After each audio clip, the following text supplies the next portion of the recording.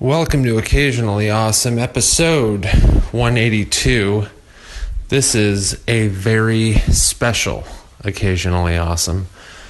Our guest is the Teeb. We hang out. We talk about his new upcoming album, which you should get on All Things Comedy and iTunes and Spotify and wherever you can purchase and stream albums. And we get into a discussion about comedy and life. And there is a very special announcement about Occasionally Awesome. At the end of the episode, we encourage all of our loyal listeners to hang out, listen, and enjoy.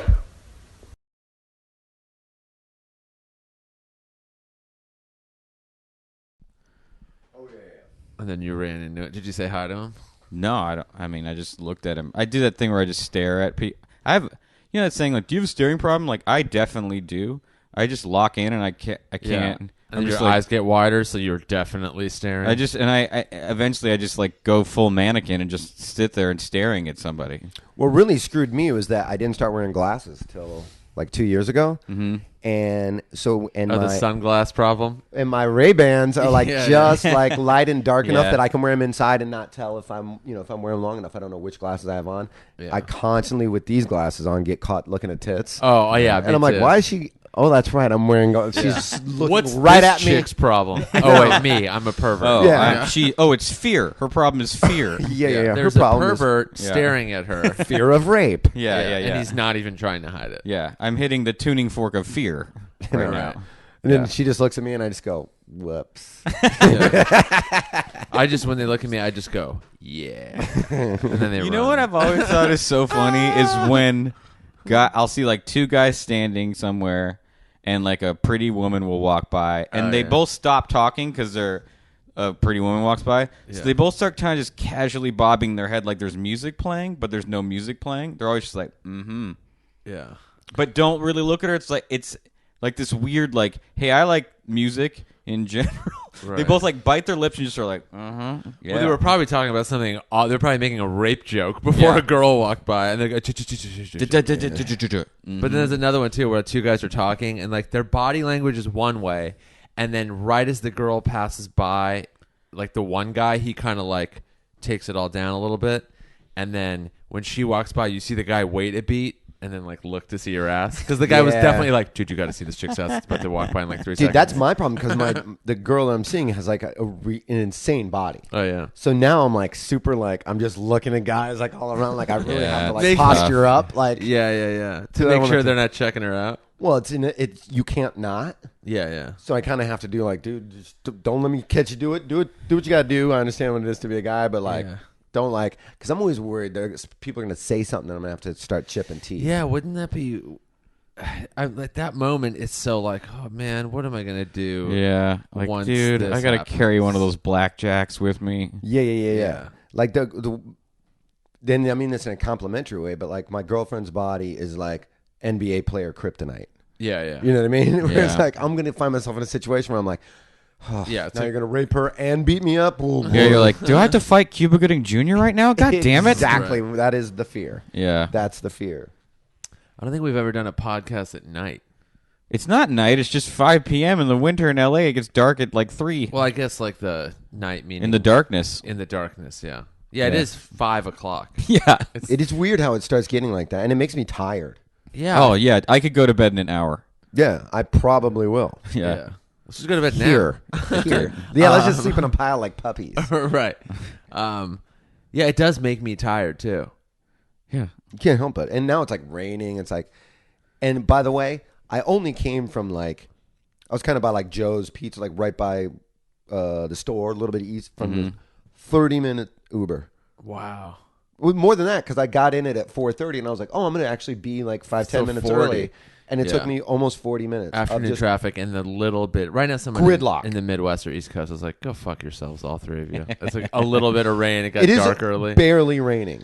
It is barely everyone raining. in their cars are acting like, I got to get home before it starts. It took me 25 minutes to get home from the gym, which normally takes about 12.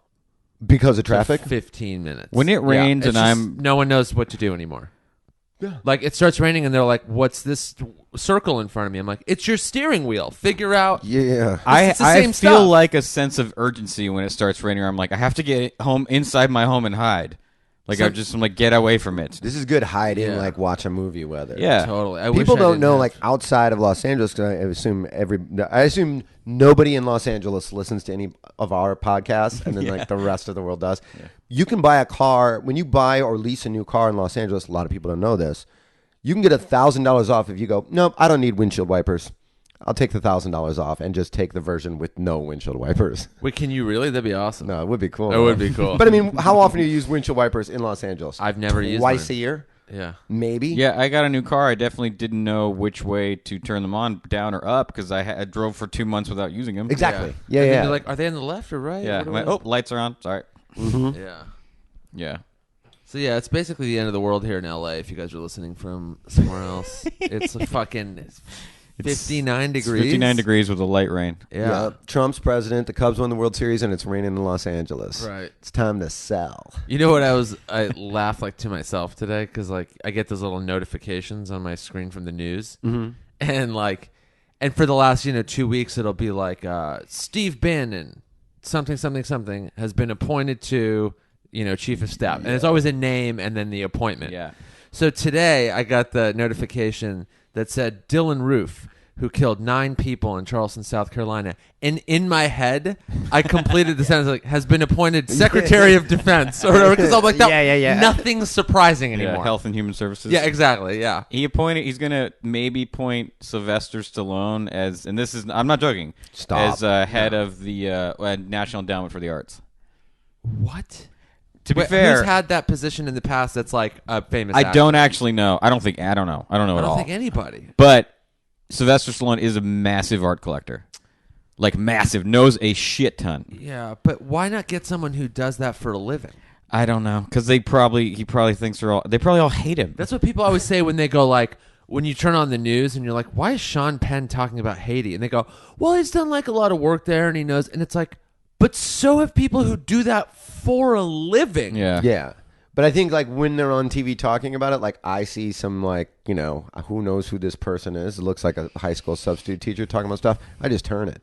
But if you see Sean But Penn, then I'm you're like, oh, let me see what this bozo's talking about. I mean, maybe some people do stay tuned, but then other people go like, oh, what's Sean Penn doing? Oh, he's talking about real issues? And then you change the channel anyway. Yeah. Either way, it's a channel change. I have that same reaction. I'm like, shut up, dummy. I don't want to hear from you. What they should do is Sean Penn should come on with like, a professional in whatever field and then just sit next to him and go, yeah. Just kind of point and go, I agree. I learned that from him. Yeah. So then you still have Sean Penn there. But he's going like, dude, this guy's so smart. Like pointing at his buddy. I think I've seen celebrities do that, like maybe like Ben Affleck, where they kind of go on a show with somebody. They're like, well, I'm excited to be here to talk about this doctor's book. Yeah. Because they know no one's going to pay attention to it otherwise. Yeah. It's basically like they're producing. Yeah. Essentially. But they're producing information. They're the As Puff opposed to, like, Daddy a of being movie. altruistic. Sure. Yeah. Have either of you guys seen that Oliver Stone's Untold American History thing or whatever that is on Netflix? I haven't clicked on it. Oh, no, I haven't started yet, but I want to. Is it good? Really good. Oh, okay, cool. Really. It's pretty much like, first of all, it's so much information. And it's one of those things where like, this guy forever has just been like smoking pot and like beating off to conspiracy theories. Right. And he goes, I think I can tell all these stories in 9 hours. Wow. You know what I mean? Yeah, but it's basically the history of America seen the way the rest of the world sees it, not the way we were told it. Right. A lot of it's like, oh yeah, that's true. like But then that. a lot of it, you're like, oh shit, that's how that really That's a good angle. went down. you know? Yeah, because the rest of the world sees us so differently. It's not even just off by a little bit. Right. Where you're like, oh wow, we won World War II. No, Russia did. Right. We didn't beat the Nazis. Russia did. Right. They lost like 8 million people in that war. You know what I mean? It was in their yard. Sure. You know what I mean? There was nobody got shot in America. Yeah. You know what I mean? We didn't have buildings and cities completely destroyed. Like 60% of Russia was destroyed. Yeah. They lost millions of people. Imagine if like it rained bombs They also killed in way LA. more people than is known. Too. Was that? They also killed way more people. Oh yeah. Stalin Then it's killed kinda out, tons yeah. and tons and tons and tons. Oh, tons and tons. I mean, it's like if it for 5 hours a day, for 4 months, rained bombs in Los Angeles. Yeah. Yeah. What would be left after those months ended? rubble. You know what I mean? Yeah. Yeah, you look at it, like tons of Europe was just flattened. Yeah. Like flattened. Gone. Yeah. It'd be interesting Yeah. to know what would have happened.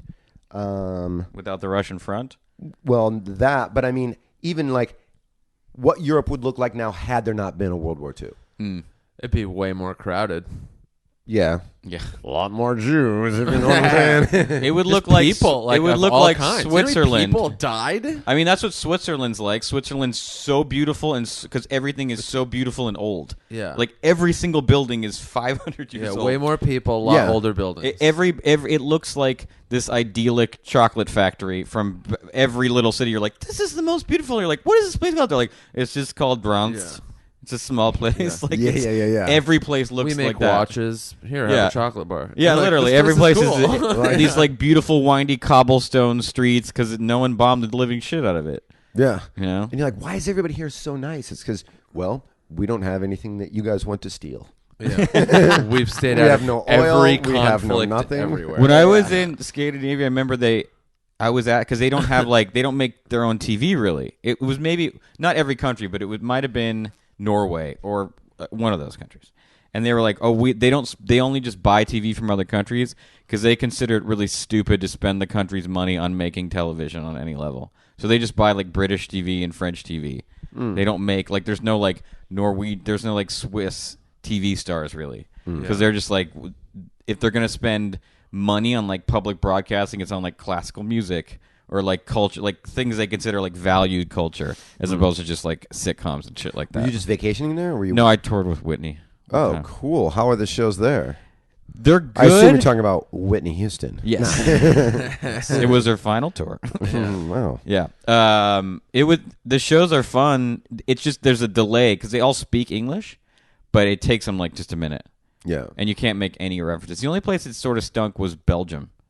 Like and afterwards the guy was like, "Oh, Belgium, they don't laugh, they just applaud." And I was like, "That's not stand up. That's weird. Yeah, they would have you would do it was like giving a speech kind of, and then at the end you'd get this huge applause. Like they the were like, end of the bit or the no, end the of end the of the show. How do you? Yeah, what? Like, And then afterwards they were like, "You're so funny." You're like, "What? are you sure? Are you Yeah, you didn't make noises, so how do I? They're like, "Very clever." You're like, "Oh man, this is weird." Amsterdam was obviously super fun. Yeah. And a great city, period. How did But the thing is with laughter is like, how do you prevent? Like the key to a good joke is the surprise. So like that, the surprise makes you laugh. So how do they watch it and not have that involuntary desire to laugh, and then at the end go like, that was really funny? Well, maybe the language barrier keeps it from triggering that surprise because the rhythm is probably totally different than what they find funny. So they just kind of get, and the verbiage is just like almost in the wrong order. So they have to like decipher it. It's like if you spoke enough Spanish to get to know all the words of a joke. Yeah. You wouldn't laugh at it because you'd be like, that means the garage. Shit in the garage. You're flipping the rhythm around. Yeah, exactly. Maybe that's it. Yeah, they're translating it. I think too much to at least there. Other places they laughed. Sounds like these cities need to be bombed. But everyone was fucking beautiful, or the ugliest thing you've ever seen. There's no middle ground. No, You're either hot or a monster. they won't intermix. Like Scandinavians are obsessed with keeping their blood Aryan. They don't talk about it in that way, but guy I knew, he's like, oh, I lived there for 5 years. He's like, they'll have sex with non-Swiss people, but they would never have children with them. I feel They the want same way. pure Swiss blood, so they're getting their birth rate are going down because they're kind of inbred. So they're either these tall Adonis people, or they're golems, these Coke bottle glasses, albino weirdos, Right. That look like Harry Potter people. They're either gorgeous or they look like us. Yes. Right. Oh, I looked like people looked at me, especially the women who were all taller than me. They looked at me like I was clearly diseased. Were you single when you were there? Yeah. I don't remember. Yeah, I think so. Did you hook up with anybody? No. Oh. I don't remember if I was single or not. I think I was. Yeah, I don't remember either. Yeah. But Either way, they you looked weren't looking. So Yeah. They looked at me like there was something pretty wrong with me. Like, oh, look, are you sick? Like, why are you so small? Oh, you're so adorable. Like, inferior blood. It's mixed. There's going to be so much more international comedy now. Like, so many more comedians are going overseas. There's, like, more of a market for it. Netflix has all these specials now from other countries. Yeah. And when you look at it, like, who the hell is this guy? Yeah, like, shot in German and subtitled in English. Like, yeah. It's weird because for years, like, stand-up was an American thing, and then they had it in other English-speaking countries. It was like a part of the culture. But remember when it just started blowing? Like everybody all of a sudden was like doing gigs in Australia. Yeah, everyone had to go to Australia. Australia and England have had stand-up. Like it's huge in Canada right now. Stand-up is just Canada is a lot of English-speaking places. But I get hit up by more Canadians than probably Americans on like social media. But like for years though, we've heard of like, so Eddie Izzard from Canada and like certain comedians and stuff from Australia and Canada. Russell Peters or England is what I meant. Russell from Canada. But never in my life I've been like, oh yeah, that famous comic from Germany or Mexico or Colombia. Right. But now I'm like scrolling through Netflix and there's like so and so live. I'm like, who's that guy? And it's some dude from Mexico who has like this big following. Yeah, does the whole thing in Spanish. And then there was another guy in Germany, so I tried to watch the German one. I would like to watch that because it's on Netflix. It's called like Buhr, B-U-H-R. Yeah. In Germany or in Berlin or Nur or something in Berlin. And I was like, fuck it, you know? And I started and it was like he goes up and the audience kind of like politely applauds. It's like this little like hall, you know? And he goes up there and it's very casual and he's kind of just like, it looks like he's just talking. There's no like, it didn't feel like it had like this rhythm. There was, you know, or an act or whatever. And I'm just reading the subtitles and he was sort of getting laughs. It just didn't feel in any way, shape, or form like American stand-up. Mm-hmm. Like you're up there, you're like... Now you're reading subtitles. How, contextually, or his jokes like funny? Do you find them funny? Yeah, they weren't written really like jokes. And I was like, maybe he's just like riffing or fucking around, which he was kind of a little bit. And he kept talking about how Americans were going to view this and making jokes about that were kind of getting laughs. So I was like, it's got to be part of the thing because... You know, how many subscribers are in America watching this? And I was like, okay. So I gave it another, like, maybe 10 minutes, and then I was just like, I don't know that I'm going to get into this. And then I was like, I can just watch it later. And that was like a week or two ago. But I feel like it's similar to Belgians watching you, going like, okay, yeah, we see what you're doing. There was a British comic that came and did our show in Santa Monica, and she was talking to us. She goes, in England, she's like, British comedians treat doing like an hour much more like a one-person show because a lot of it's built around, you know, that you go to Edinburgh and it's not just like here's like 20 bits. It's more like a one-act play or something. Yeah, they treat it like a one-act play. So I think sometimes that may be like the way you talk is just much more casual because you're telling a long. It's functioning like a story or like a long piece. Jokes, but it's not like. Because American stand-up is like, there's like a unspoken every 15 second or 20, 30 second, like joke, you know? Mm-hmm. So like British stand-up, like it has way more of a conversational feel, you know, more stories and stuff, which is happening more in American stand-up now over the last like 10 years. But for a long time, it's been like that there. And this German thing sort of felt that way, but like the language barrier was like, I'm going to read these subtitles, but they're not written as like one-liners or set-up punch, so I don't think this is going to happen for me. But I want to try and watch more of it to see, like, is there that big of a language barrier, you know? That's why I would want to see that one just because, I took German. I spoke German for a while. Oh, you should totally watch it. Yeah, that's why when you said German, I'm like, I'd like to see that one just because in that same sense where you're like... I would be a little bit behind with it, but I think halfway through, I think my German would get better. Don't a lot of Germans speak English? A lot of almost all. So I would imagine if you watched it and got a handle of it, you could probably figure out like, if I could get to Germany to do shows, you figure it's just a little different. Like I'd have to talk like this kind of, or I'd have to. They just feel it feels differently. Yeah, maybe. Yeah, I'm gonna watch the Mexico City one, whatever the guy's name is, recorded in Mexico City. But I guess he's like a big deal. I heard that Reggie Watts' new one was really funny. I haven't seen that one yet. But the Michael Che special is really good. Oh, I saw that. I haven't seen it yet, but I saw it was out. I heard I like that one. It was shot differently. I heard Colin Quinn's is really good too. Is that the one about history? Yeah, those are the two that have been mentioned to me lately.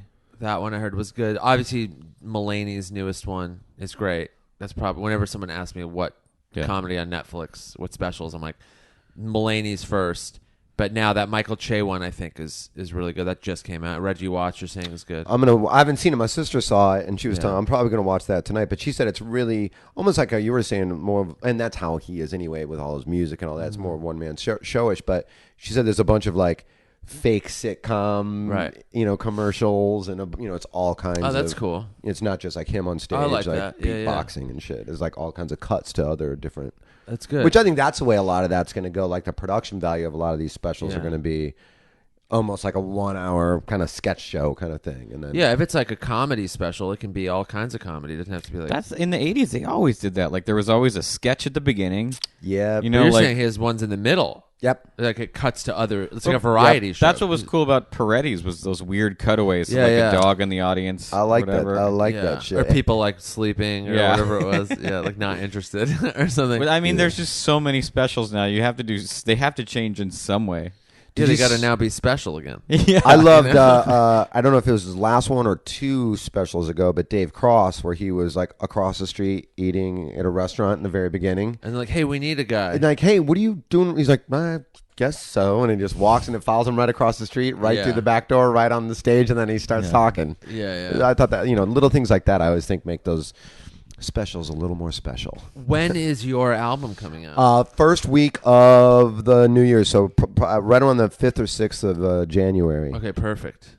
That's a which great I'm way stoked to for. I start was the working year. on it last night. Yeah, and that's how I figured, late Christmas present or super early Christmas present. Right. The earliest. Get it, yeah. I was working on it last night. I finally am now like I heard the first 15 minutes with compression and everything. Okay. And so it's kind of like, and it's weird to edit it because, I have these different channels of it where it's like my mic and then the audience is mic'd separately, left side, right side. Yeah. So I'm going through just making notes, just like I'm just talking into a mic, like in a room, it sounds like. Yeah. Like you can barely hear the audience unless a joke really kills. It's so faint. Right. Because it's just this mic into my ear. Yeah. So I'm like, I think I remember that joke doing better than this. It's like, and then I heard it last night with full audience and I'm like, oh, there they are. Yeah. Thank God. Because after going through it so many times without really hearing the audience on it, which is so weird. It is weird. You start to kind of go like,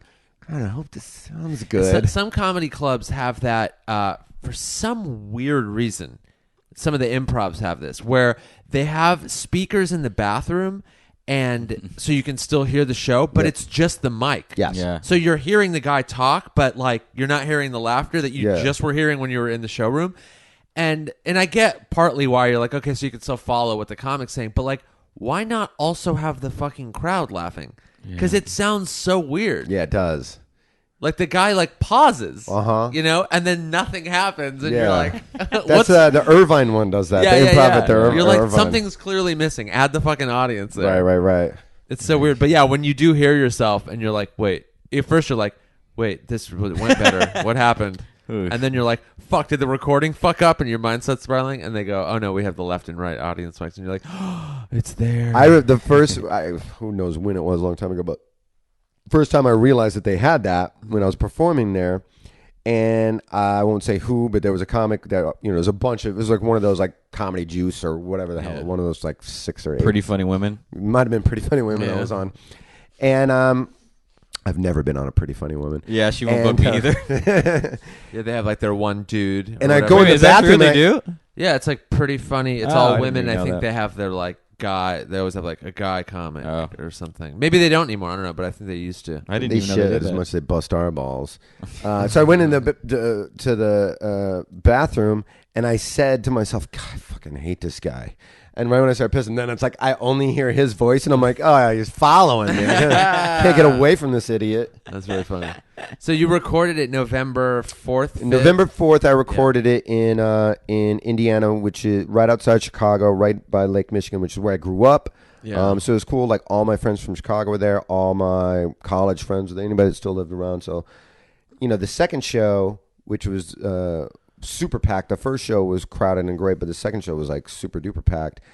I probably knew 40 people first and last name. Nice. Of the 170 That's or whatever kind the of place amazing. at, you know? I like that. So like a weird things and editing it, like I have to pull it back because I would make some sort of reference where a bunch of people would cheer. Yeah. Because they personally know this. And I'm like, Sure. I got to bring that down because otherwise you're going to listen to it and go, what did I just miss right there? Yeah. Like if you don't know. Yeah, they're like Googling the name of a street. You're like, why is this funny? Yeah. I tell a story in there about a little person that I went to high school with.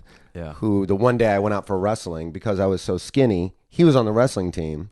And because I'm so skinny, my weight class was closest to his. So I didn't even want to be there in the first place. But now I'm like, oh, great. Now I got to fight a midget. And I didn't want to be here, you know? Yeah. So I kind of tell that whole story. And I mention his name in it in the beginning, which I'll pull that out just so I don't get sued. Half sued. A little bit. Sued. Yeah, I get a little sued. before he little sues me. Yeah. So I always had the intention of, you know, Sure. I'll pull his name out of there.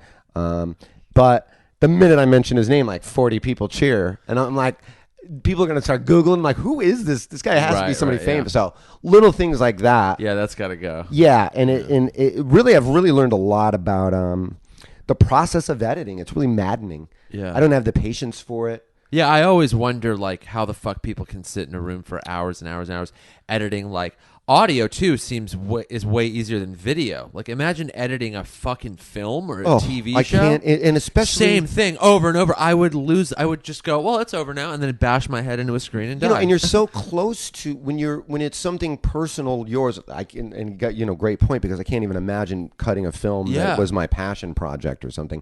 But even just this, like I could spend 10 hours on 5 minutes of this, Right. and go like, oh, let me hear it with like that a little louder, a little okay, bring that up, you know. Yeah. That's why you got to have somebody else do it. Right. Otherwise, like I'll be like would Howard never get Hughes. done. Yeah, it's like I'm just got like I a was, giant beard. I was and- doing ADR and I the guy like matched the thing and I was like, it seems really hard to mush all this stuff together. And the guy just looked at me. He's like, ah, man, fucking goddamn it. Yeah. Like you just like, yeah, it really, really is. But I think editors get paid pretty damn well. Yeah, yeah. Because it is, and these were just like sound editors. And usually I'm really good at ADR, but I just couldn't. I couldn't make it sound the same. And I mean, we had to do it 50 times.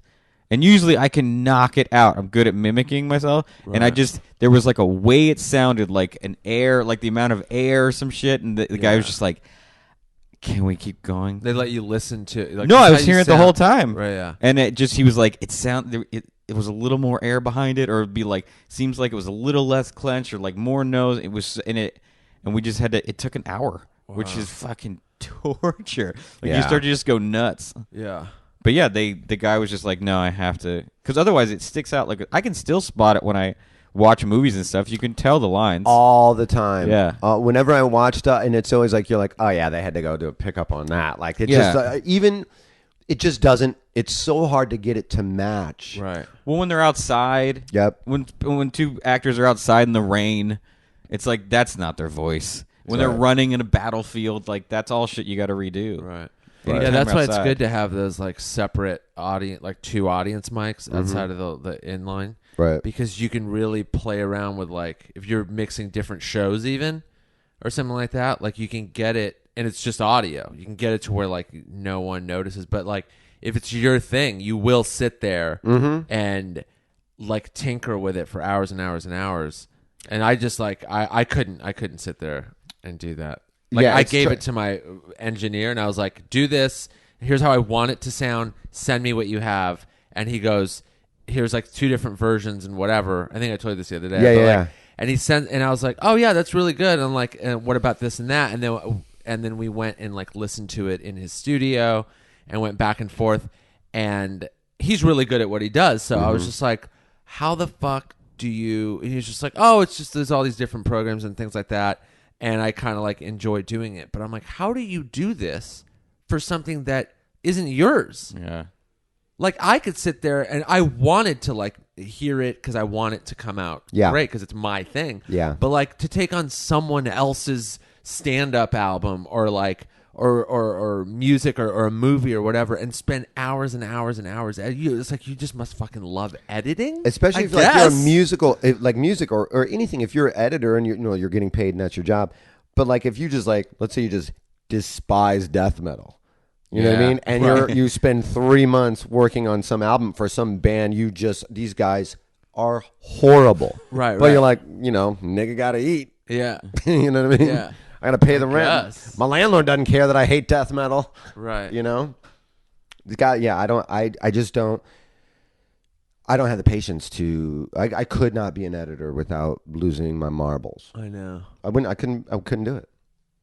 That's why it works so good with us. Maybe it's like they find it really satisfying to fix things, where they see a joke, they're like, I can fix that. They're like, I know how to make that part really fucking work. Like, I'm gonna go to here, and then I'm gonna shoot to this angle. Like from like a video. Like, no, I'm gonna go right to the close up, and I think that probably is pretty satisfying.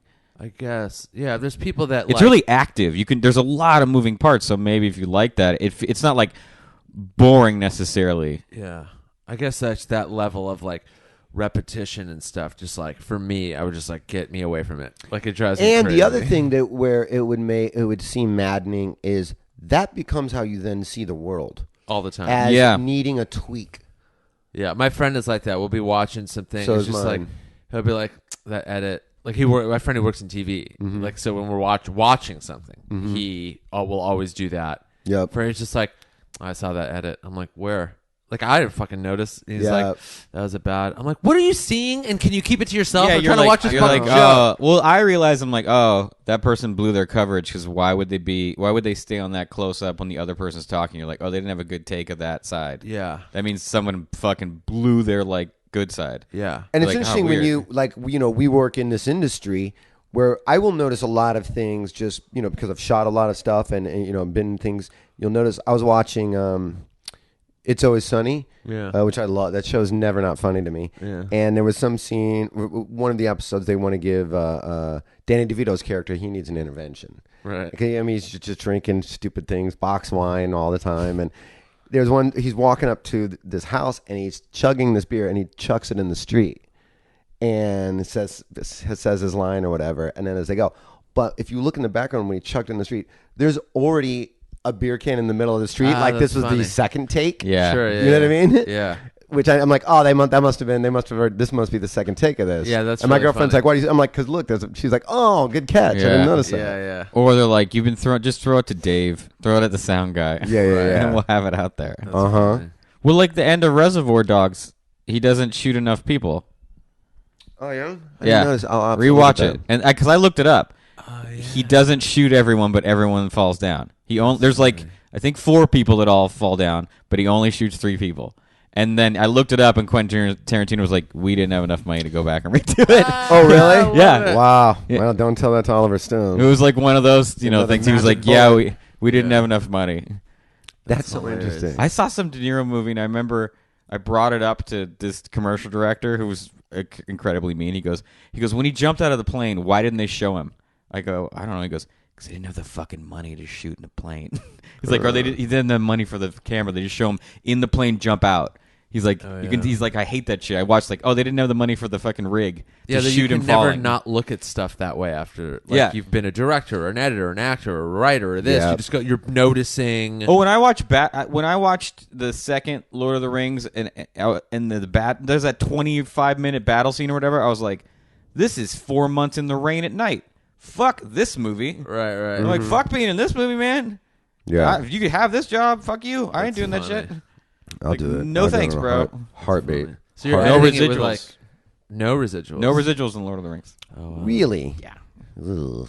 Weird. Yeah. Which, by the way, those would have been substantial I'll bet. residuals. Oh, absolutely. Because I remember I would see one of the Hobbits during pilot season going out for the same parts as me, and every other actor would be like, "What in the fuck are you doing here, man? Yeah. You have an action figure." And I remember like, no, that was the deal. No residuals. That's weird. I mean, because you're talking about even low end $1 million for each of the main characters, probably Just residuals. just residuals. Yeah. Yeah, because I always heard those stories. Everyone knew like a guy who had 2 lines in Titanic. My ex-wife knew a guy who was friends with one of the band members in Titanic, Right. the violin guy. So one day he went to the mailbox. There was a check for $110,000. on a Wednesday. This is before the SAG residual tracker. So you're just like, let's check the water bill. Holy shit! Fucking life change on a Oh God, could you imagine? That's like winning the lottery every 2 months. Just go, you're like, ah. And people are like those. The Titanic residual stories are plenty because there was so many people in the movie, and all of them, they needed all of them the whole time. So everyone made fucking mountains of money. Yeah, it's like you're on the boat. It's not like they're cutting away to a bunch of different locations. Yeah. It's like everybody's there. Like Billy Zane's fine. I heard the guy that played the iceberg made a killing.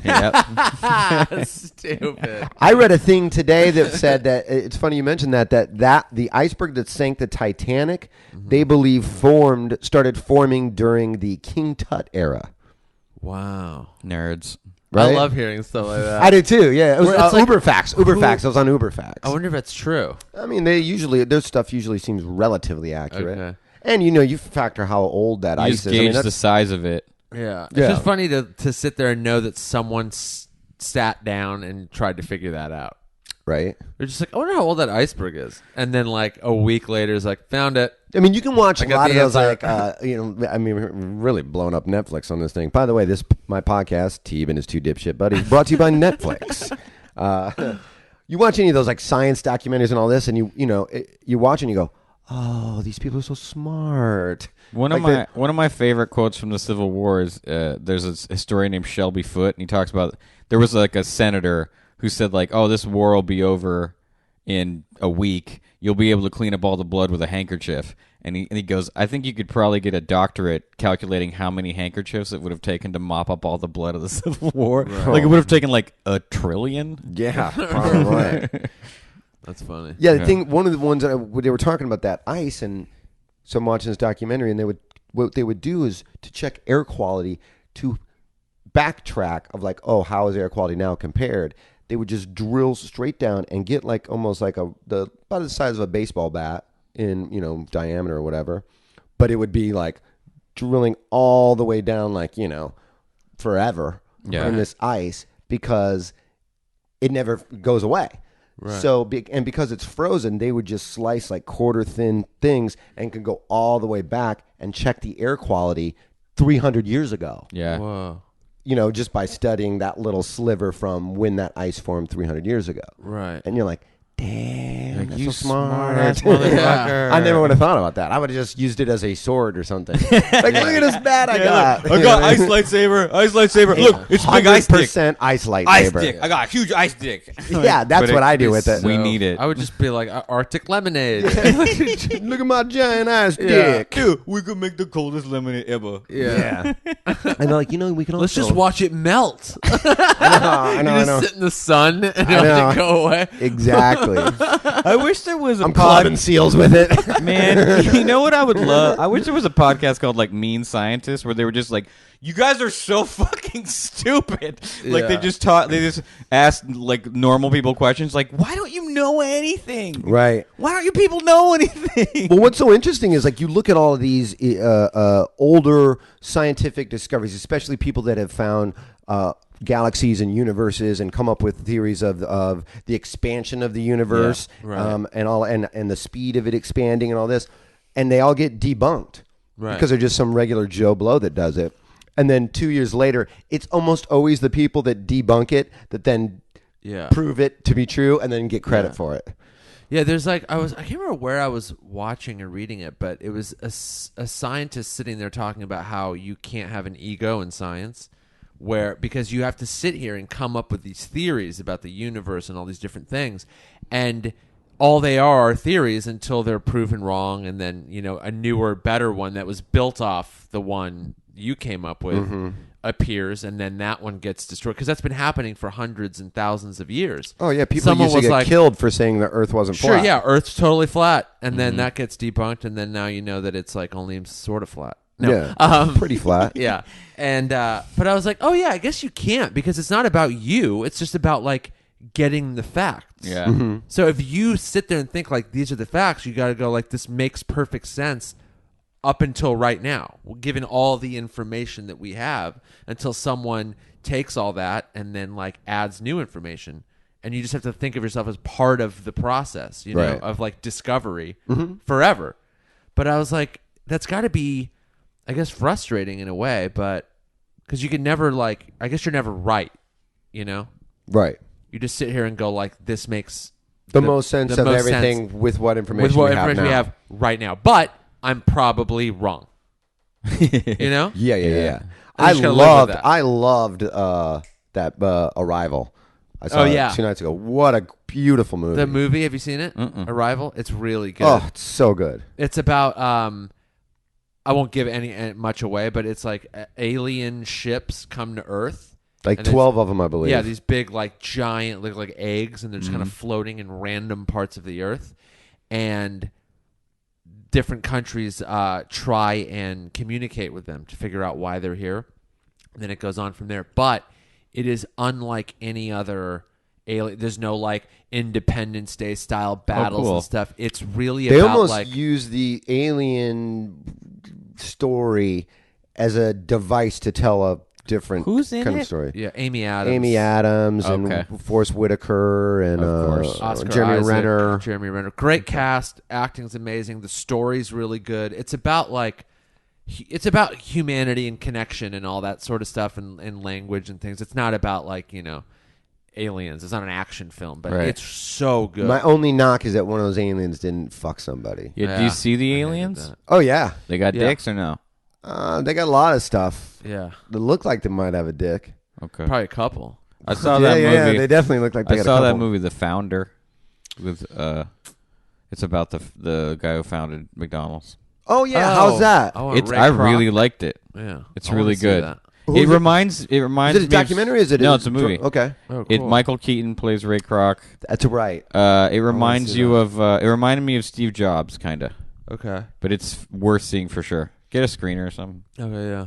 Dude, one time when you get older and you get into these crazy conspiracy, everyone's trying to fuck you out of something when you get old. Yeah. If at the core, smallest levels, you kids get out of my yard, all the way up to the convincing you the world is round. My grandmother's husband, and maybe I've told you guys this before, maybe I said it on this podcast, but he was convinced boycott McDonald's because they are screwing us. All of their burgers are kangaroo meat. Right. And you're like, yeah, the inexpensive kangaroo meat. The shipping alone. Exactly. There's not enough kangaroos. Where are the kangaroo farms where they're making all the fucking meat? Nope, You'd be able to see that many kangaroos from space. I'm trying to eat a regular cow burger, but they're sending us these dodo egg omelets. Right. And you just look at them, you go, you're 80. I mean, they're for sure fucking us, but not on kangaroo meat. It's quite the opposite. If it's anything, it's probably just a bunch of chewed up socks or something. Did you see the dude who punched the kangaroo in the face to protect his dog? I probably watched that clip 50 times. Yeah, that was a great one. And the kangaroo's ready to go. Yeah, it's it's on now. Yeah. I mean, they're supposedly assholes. Yeah. Yeah. It's awesome. But he punched him and he didn't even faze him. Yeah.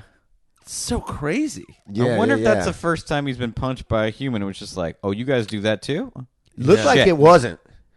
He took that shit. He had a chin on him. It was the Nate Diaz of kangaroos. By the way, he was there last night. Yeah, I saw him. I'm so mad that I missed him. Him and his brother too. Nick, yeah. Yeah. Who's actually better than Nate. Yeah. Nick's the real badass. I mean, Nate's also they're all badass. there with Tate. Everyone's hanging out. Yeah. I was on the phone with Tate, and he's like, hey, you coming to the Comedy Store Christmas party? I'm like, how did you know about this? And I don't. That's funny. You've been out of Los Angeles for 3 months. You've been back for 1 day, and you're right to the Comedy Store Christmas party. Yeah. Hanging out with the Diaz brothers. Right. So we go way sidetracked. So the album, you're almost done editing it. You're editing with one of your best friends. Which is cool. Which is what he does, which is great. Right, yeah. And then what's it going to be called? Return to the Red State. Okay. And it was 4 days. I recorded it in Indiana, where Pence is from, and 4 days before the election. So it's a little bit of it is it starts. Is that historically a red state?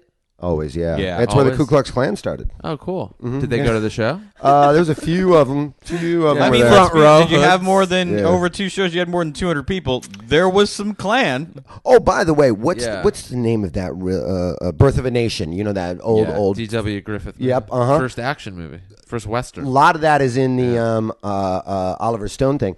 That.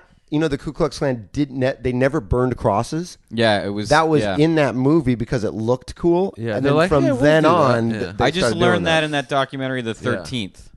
Oh, I gotta watch that. That's That on shit Netflix. That's is where I saw that very too. good. That's number one. Really on my list. depressing though. It's very That's why I depressing. haven't watched it yet because I've been watching like real heavy movies lately, and That's a heavy I'm like, one. I gotta take a fucking break. The 13th is very heavy, and you're like, It made me "Man." feel hopeless. Right. It makes you feel like There's nothing I can do. America just decided to torture this group of people and systemically has kept doing it forever. And you just see the hopelessness in them a lot of times where they're like, they just... Prison for life for loitering. Yeah. I Yeah. mean, Like, well, we It's can't crazy. enslave them. Let's just take... You're like, oh, that's the way you... You're like, oh, we don't want them to vote. We'll just make them felons. Okay. Right. Just make them all felons. Don't give away any more. Yeah. Of history. and then they all die in the end. Right. So it's like spoiler alert. Yeah, the 13th is rough. Yeah, I gotta watch that one. But then watch there's a new King of Kong style documentary called Man vs. Snake. Okay. Oh, you know what you guys have to fucking see. By the way, can I say, whenever he makes that face and there's that long pause, oh, by the way, you were totally going to look. Whenever Nick gives you one of those, you know, buckle your seatbelt because here comes something good. that you're. By the way, get ready to have your mind fucked. it's gonna be the best. You're the best. Yeah. You and Tiana used to do that for a while. The Yeah, best yeah. or the worst. It's the worst. It's a documentary. All right, guys, I'm out of here. Good job. Enjoy my podcast. No, what is it? What is it? It's a documentary called Tickled.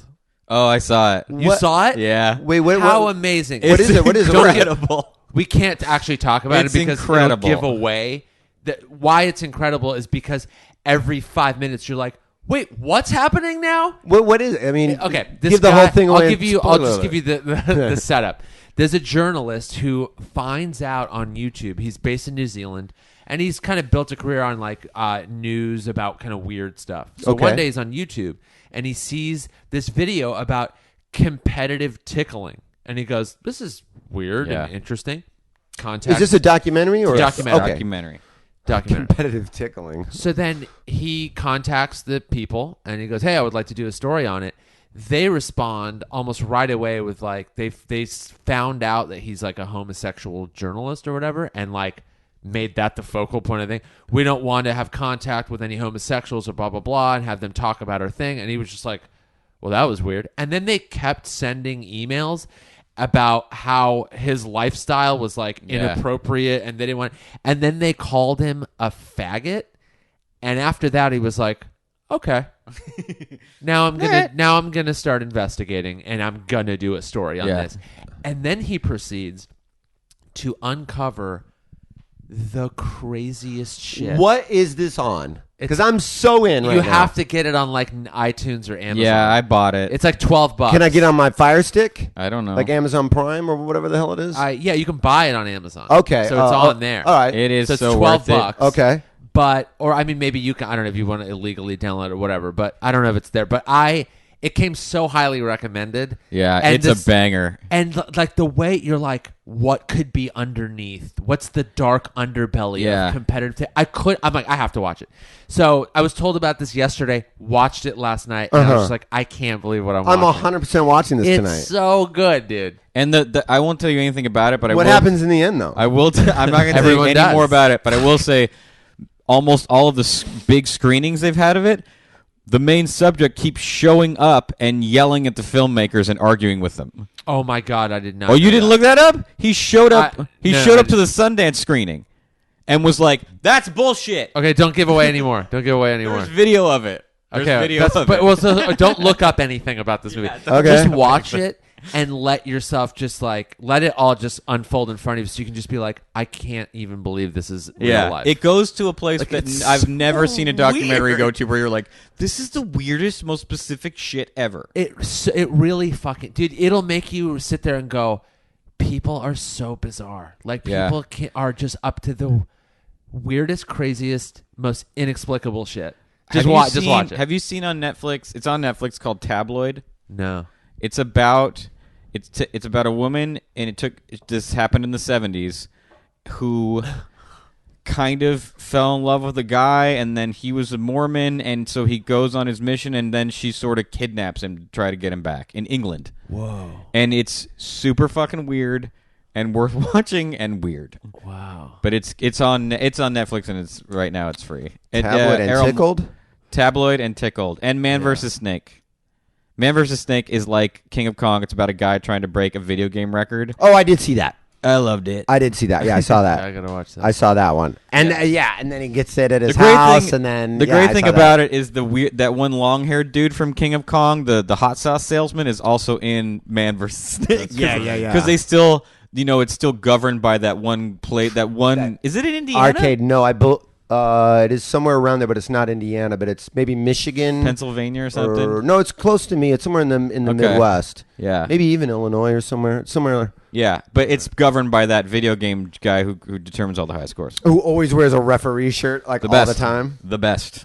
That's funny. Yeah. So you get to see that guy. That guy looks like he beats off to weird things. I mean, right. What's not weird to beat off to? Mm-hmm. There's no such thing as normal, according to my therapist. Yeah. Yeah, man. So I'm excited for it to come out. It was great. Where I got lucky, and we talked about this off air, which is it's almost weird nowadays to have off air conversations with people. There's such like a whenever waste. I'm having a good conversation with someone. Hear this? Whenever I'm having a good conversation with someone, I'm like, God, what a shame no one else is enjoying this. Right, what an organic moment. Puke. Yeah. Let's rehab this conversation on a podcast, word for word. But the Cubs went to 7 games, and the day that I got this ticket months in advance to fly back to record my album. Yeah. The day before, 2 days before I was flying to, 2 days before I was going to do my album was Game 7, and I was flying in Chicago like an hour before the game. So I literally got to be in Chicago while the Cubs won the World Series and be a part of that craziness. Yeah. Dude, it was just, I've never seen anything like it. It really was one of the best weeks of my life because got to be a part of that. Got to see so many people I haven't seen in so long.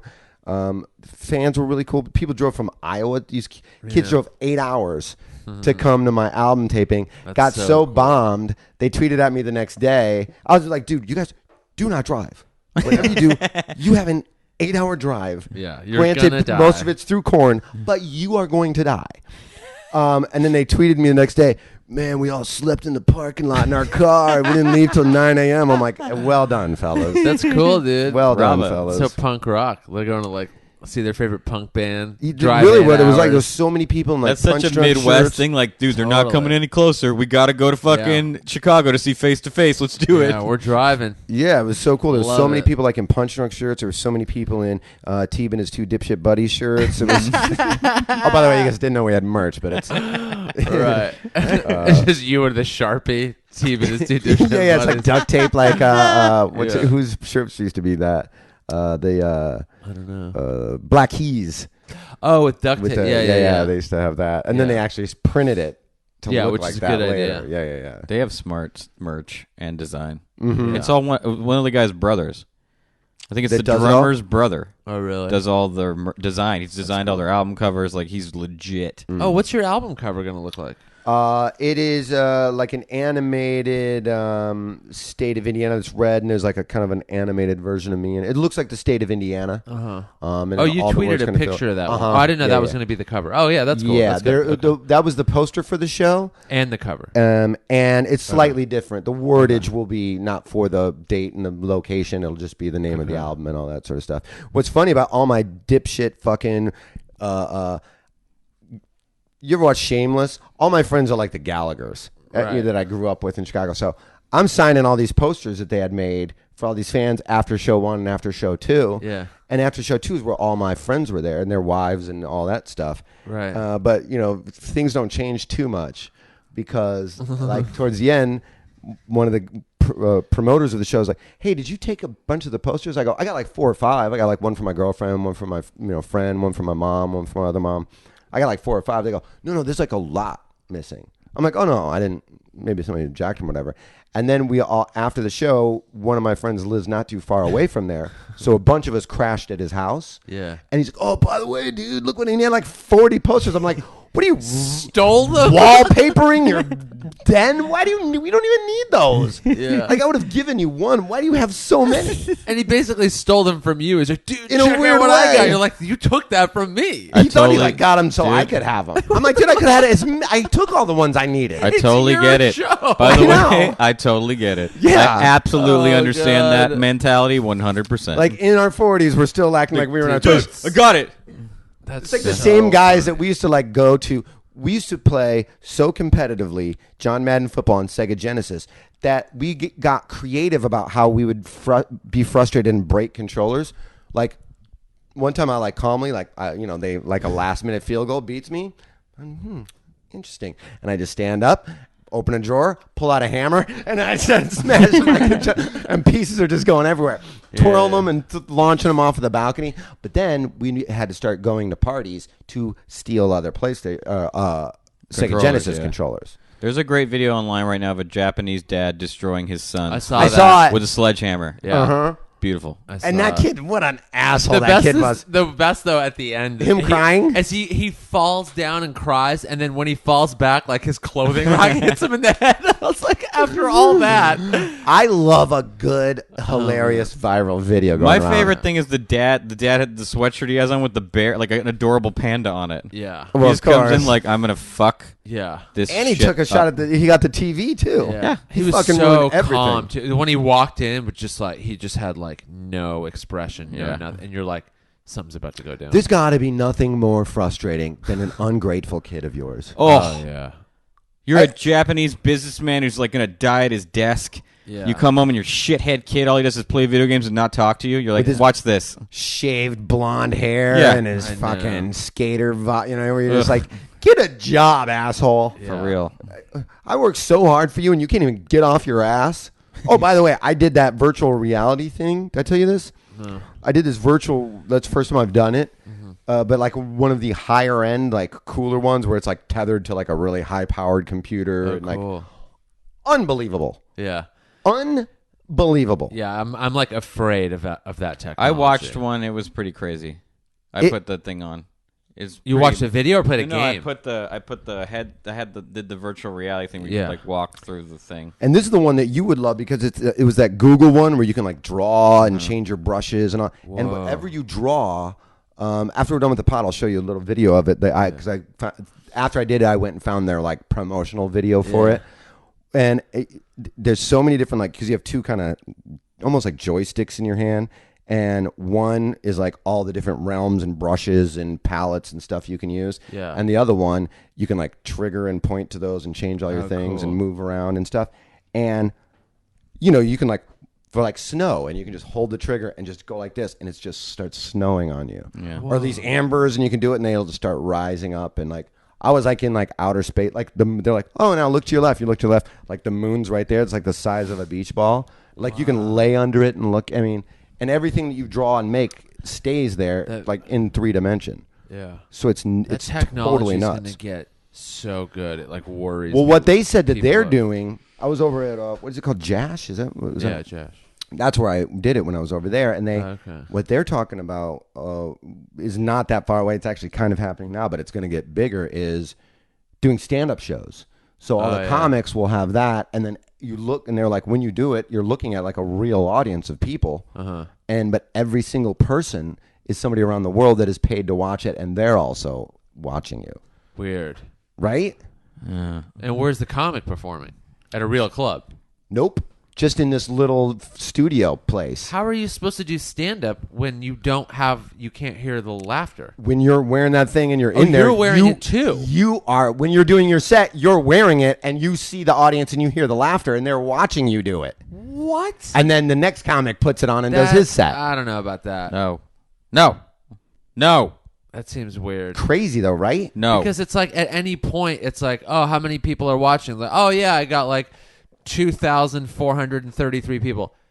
900 are paying attention. Yeah. The other one's like 500 don't speak English. Like it's Also, talk about walking your room. You're like, oh, 500 people just walked out. yeah, you got your little meter in the corner, and like the numbers are just. That's just going to dropping. be comics taking their dick out. That will lead to comics getting naked immediately. Oh, unlike the Comedy Store stage, which Yeah. which, we know that never happens. Yeah, so now, man, it's like now you know you discard all this material kind of, and it's but it feels good to kind of like, all right, cool, man. Now I can start working on like It forces you to start. another hour. Yeah. It'll probably be about once all is said and done, it'll be about 50 minutes. 50. Yeah, that's about what it'll come down. The first show I did I did about right at an hour, and then the second show I did like an hour 20. Yeah.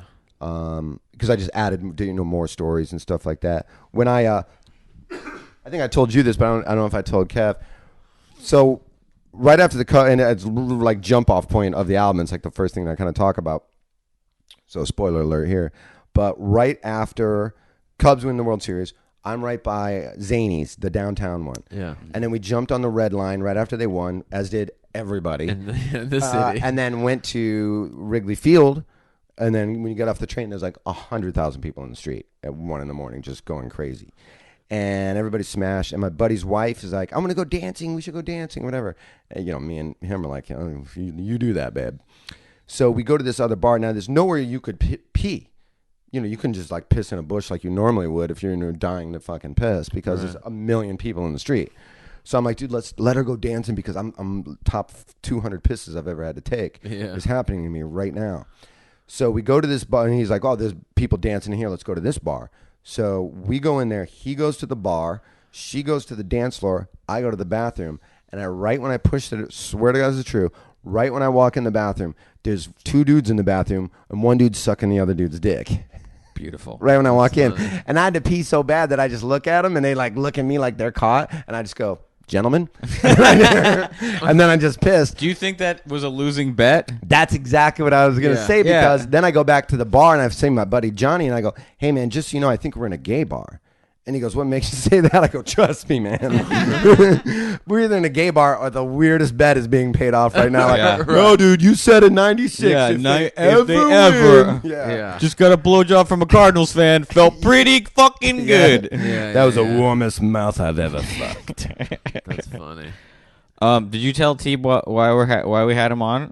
Well, I said, we're going to. First of all, if Jerry's jumping out of the bathroom or he's somewhere in there, I'm punching him in his he neck. was gonna fucking be here, and then he had to cancel last minute. Yeah. But Is that true? Yeah. Yeah, he was. Oh, that's he was hilarious. Really gonna. If I'd have walked in and he was sitting here, I'd have just gone, nope. And then I just would have left. That's funny. Welcome to my podcast, But yeah, because Jerry. both of you have, you have this like fake sort of battle, like he's the legacy guest. You're Has the he done it dynasty since guest. I did last? No, of course not. you're ahead. No, you're running away. Damn right. So we wanted to have both of you on at the same time because of that, and you have your album coming out in like a week and a half or whatever. So we wanted you to promote that, and this is the last episode of our podcast. Really? Yeah. No way, guys. Yeah. This is the last episode of my podcast? It's yours. Whatever shall I do? Why? Why? It's the team and his. That's it. Yeah, it's a Teeb and his 2 dipshit buddies podcast now, so you have to figure out what to do with it from now on. He's gonna give you the RSS feed, whatever number, and you wanted it, you have it. Yeah. I'll just come over next week. Yeah. See you then. What's why you got what's with the go bye-byes? Well, we've done 183 numbers wise, but there's a few more, like the unnumbered, whatever. Why so didn't like, you give it to like a 200 and then nice? because it's like, there's no, that's just a number, like 185 or 200 or whatever. So we've done like, say, 185 episodes, and we've just done every sort of angle on everything we've wanted to do from the start. We were like, let's talk about music and art and style and all the things we kind of like. Netflix. And sure, yeah. And have our friends on that we like and do fucking Radiohead podcasts. So just kind of whatever. And we did, and then people, have listened and they like it, and we like doing it, and we're at a point now where we're like, we kind of have talked about all the stuff we want to talk about. You've done everything you guys have wanted to do. Yeah, from so many different angles, and we're like, should we just end it before we just get like lazy and shitty about it, or just kind of start doing them intermittently and it kind of fades away, or just end it on our terms and kind of be like, we're done. So you're doing the opposite of Punch Drunk. That's hilarious. Is it? Right. Is it, Nick? That's really funny. So you're doing what I've wanted to do for the last 11 months. But yeah, so I mean, because we looked at it and we're like, we like doing this, and it's like it didn't turn into like one of the top 20 podcasts on iTunes where we have whatever fucking 150,000 downloads an episode. If that were the case, we'd be like, all right, well, we can't just be like bye, but we realize like it doesn't. Everything has to end. It's like no one. Yeah, but like, do you do it forever? Yeah, and we're like, God, wait. I hope not. It's like, Speaking do for you myself. stop at 180 or like 400 or like I don't know. I think after a while, it's like what there's no difference between 185, 200, 207, 153. Who gives? Who really cares? And like we didn't do 8 episodes and then quit. We've been doing this for 3 years. I've loved it every time I've done it. And every time week, I've listened to it, I've loved this podcast. Yeah, we've never missed a week. Yeah. We've never missed a day. And we're like, we'll just like say there's a good band that like quits when it's about time or something. Yeah. You're never like, how dare you, or like, anything like that. You're just like, yeah, okay. Well, God, now I really wish Jerry could have been here. Yeah. You want, would've I been guess, great. like, ideally, you want to see people go like, oh, come on. But not, it's better than like, oh, that ended? Okay. That would have been Or cool. like, finally, or something, Yeah, you want Not that we're an awesome rock I band, really but respect that. I mean, it would have been cool had he been here, because it could have been like you guys and then like the greatest guest and then Jerry.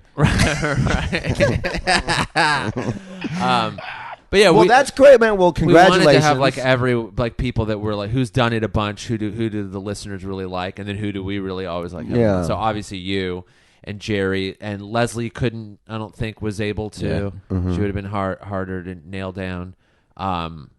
And we're like, how do we get all 3 of you guys at once? So do you we're like, guys have? Well, I mean, let's reminisce on the 183 or whatever. Do you guys have like a favorite? What do you have episodes that stand out in your head? You're like, man, that one was. I remember all the Radiohead ones, any of the food testing ones I liked. The food ones are good. The denim one. Oh yeah, that was a while back. Yeah, I remember that. I learned a lot from your guys' podcast. No, all jokes aside, like you guys a lot of different things. I was like, oh, I didn't know. I mean, my friend Brett. That's the most important one. I got to figure out a way to like make a song. I think I might actually try to make that into a vinyl. Brett's episode. Oh yeah, because I don't know where do podcasts go when they stop. And I podcast heaven. I want to make sure people can still hear it, so I thought it'd be cool to make like a few hundred copies of it on vinyl. To give to everybody. Cool. Yeah, I mean the podcast won't. It'll still be like on iTunes and stuff as long as All Things Comedy's there. Right, like it's gonna stay there. Yeah. But that one was good. I liked the Jeff McFetridge one a lot. That was cool because he was so hard to get. Yeah, it was a hard one. Ed Templeton being on. Ed's first time was fucking great. Yeah, that one got like a lot of. But yeah, like that's cool to hear that you like learn. Oh, absolutely, man. Do you guys have anyone that like stands out where you're like, that was a nightmare? No, there were no nightmares because we didn't have anyone on that we didn't want to have on, which was kind of nice because we weren't doing a comedy podcast where it's like we had a little run where we were just having a bunch of comics on, and then I don't want to speak for you, but I was like, I don't want to have comics on just to have them on because sometimes it can kind of be boring. Yeah. It can be boring in this, not that they're not funny, but boring in the sense of like, if people are tuning in to be like, hey, like cool new shit about music and art and fashion and shit like that, and then it's just like bullshitting, it's not really interesting. And I could see that those ones were not listened to as much. But if we had like a very specific episode about something theme we came up with, or if we had like you on and we talked about, let's just do an all Radiohead thing, or like something about raw denim, more people would listen to that, which was kind of cool. But so after 183 of those, like how much more we were realizing, can we talk about our favorite bands? Like how much more Radiohead and Tool and like metal and indie rock and like art and style and denim and all that kind of shit. How much more can we talk about that before it's like, yeah, we know, Yeah. Which one of you two? How did that conversation come up? Where you're like, and then you were like, you know what? I'm feeling the same way. How did that topic even come up? Asking for a friend.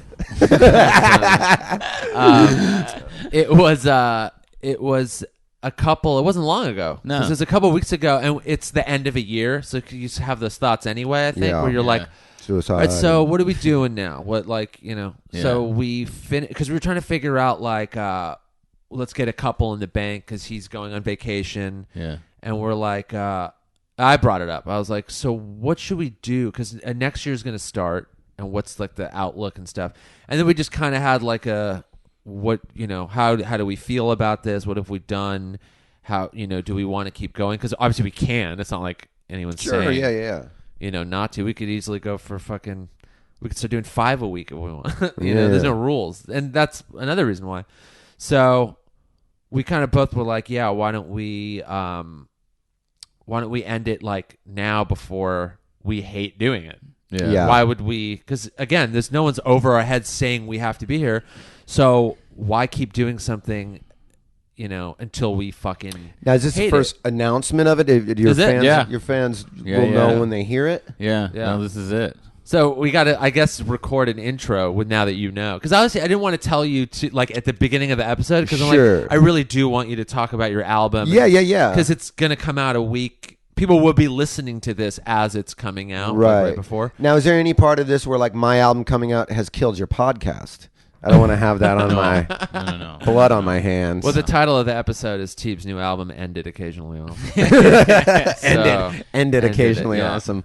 Well, I feel really bad about that. Right. Because my intention was to end another podcast with my album. Yeah, you hear that, Ari? So... By the way, how cool is it to have Ari, that billboard, right above his old apartment? Old place. So funny. It's great. Place where he was just like full circle, scrapping, making $3 an hour to pay his rent. Ready to kill himself. I bought all this cheap steak. Like, okay. Constantly about to be evicted. Yeah. Getting his heart broken. And getting his heart ripped out of his chest by comedy and women. Right. And other comedians with his women. And exactly. Yeah. And now his giant billboard. I took a picture of it when I was heading to do that voiceover thing. How fat does his head look? Oh, it looks gigantic. I still legitimately hope he fails. He now will only text me back, and I know he does it because I teased him about it on the show, but I'll like, hey, are you going to be on Skype this week, to kind of map out the week's show or whatever, and he won't even text me back yes or no or anything. Every text that I get from him is either a Y or an N. Because he has that stupid flip phone. I know. So then I go, hey, you in this week? And he texts me back, why? And then I text him back. No matter how successful you get, it warms my heart to know that you are still a total dumb fuck. Yeah. He's legitimately worthless. He is a piece of shit. Well, God bless him because he gave me his Falcon season seats. Oh, nice. Oh, cool. When me and Tiana and I went. But yeah, so it's over. Wow. How do you guys feel nostalgic about this? Do you feel like, I'm glad I've freed up another 3 hours of my week or whatever? I feel just like I'm glad it didn't get to where it bothered me. Like I don't have to feel like, ugh. You guys are going out like Barry Sanders went out. Yeah, just like no, kill it, and then Nick can go do a different podcast, and I can do whatever. I don't know. Dan, do either of you have any other maybe like later in the year, or do you have any other ideas of like, I think I'm going to start a different podcast with a different? Well, I'm definitely going to start a different podcast. I'm not going to not have one, but do you have any? It's not going to it's not going to be like, and the week after next, it's my new podcast. But like I'm going to start one. Do you already have ideas for it, or any kind of like? What if it was just all about like farm subsidies? That'd be so the most specific podcast. The Dow Jones. The Farmer's Almanac, 1915. You're like, whoa, wow. And I'm just reading from it. Right. This has been my hidden podcasting passion this entire waiting time. Fireside chats. With Finally, Nick my Youssef. truth. Yeah. It's just going to be a podcast about like transistors. It's called Watching Grass Grow. Interesting. Yeah. And there's no video. I just talk about. Yep. Like I think it's. I think I noticed. Nope, that was the wind. Yeah. You watch things and you go, blade. that was funny, but you don't tell them what you're watching. Right. You should do a podcast called No Spoiler Alerts, but it's all spoiler alerts. That's what I've been doing It makes people so mad on Punch Drunk. Yeah. But I do it now. First time I did it because we were talking about Tripoli just saw Stranger Things, and he's like I'm talking about like 2 weeks ago. Right. Yeah. Like everybody's already blown through, and he's talking about it, and I'm like, he finished it. Yeah, and he was done with it. And I go, yeah, it was really good. I mean, no spoiler alert, 11 dies at the end. But I think there's going to be more than 11 because her name's 11, so there's got to be a 12th person. He's putting the thing, I totally give the whole end of it away. Right. And everybody on the show was like, I can't believe you just fucking did that. So then, because so many people hit me on Twitter the next day enraged, Right. the next week I spoiler alerted the season finale of Westworld. No way! yeah. The whole thing. But you have to be real tricky about it because you can't go, spoiler alert, because they know you're going to do it. Yeah. So when we were doing our dates, where we're going to be, I'll be like, oh, and this week, one more gig, I'll be at spoiler alerts where at the end of Westworld, so-and-so, you know what I mean? Like, I'll be at spoiler alerts. Yeah. And I was so tempted when we first sat down, I thought about it in my Uber ride over here, that I was going to spoiler alert Arrival. But then you said you hadn't seen it yet, and I was like, "Ooh, I don't want to do it to him." But if all three of us had seen it, I was totally going to do that. That was the game plan. But then you're like, "No, I haven't seen that yet," and I was like, I feel like the rules with TV, like spoiling, have loosened a little bit because like you can't even go on the internet now, like the night of a show because publications have already written articles about what happened. So to tweet about it is like you should know better now than to tune into a podcast or get on Twitter. If you have a show that you love so much, it can't be spoiled. I don't. When Game of Thrones or whatever was on, I'd be like, I'm not getting anywhere fucking near Facebook. Well, you know what's or even worse is like if I have a gig and there's like a UFC that I want to watch or a boxing match or whatever, something like and that. I'll You don't wanna know. DVR it, I can't look at anything. Yeah. You can't. That's a great example because it's been like that with sports for way longer. Because I'm longer. like, oh, what a knockout. And I'm like, God damn it. Yeah. God damn it. Yeah, you stay the fuck away from now I know internet. someone's getting knocked out. You know what I mean? Or whatever. Yeah, when it comes to that, you can't even look at anything at all. I'm almost finished with Three's Company, and I can't. I say off Twitter. You should. Someone is going to give away. Is Jack moving out? Yeah. Three's a crowd. Does Jack murder? Three's a what? When I was back. The Ropers. So when I went home to do my album, and then I did that, and then I had like 5 days where I just kind of like did like a visit all my friends and family and stayed with everybody that fingered my mom, and it's a long whirlwind tour. But so I'm watching like late night television, like WFLD or whatever Chicago station, like late night bullshit. The Ropers was on. Wow.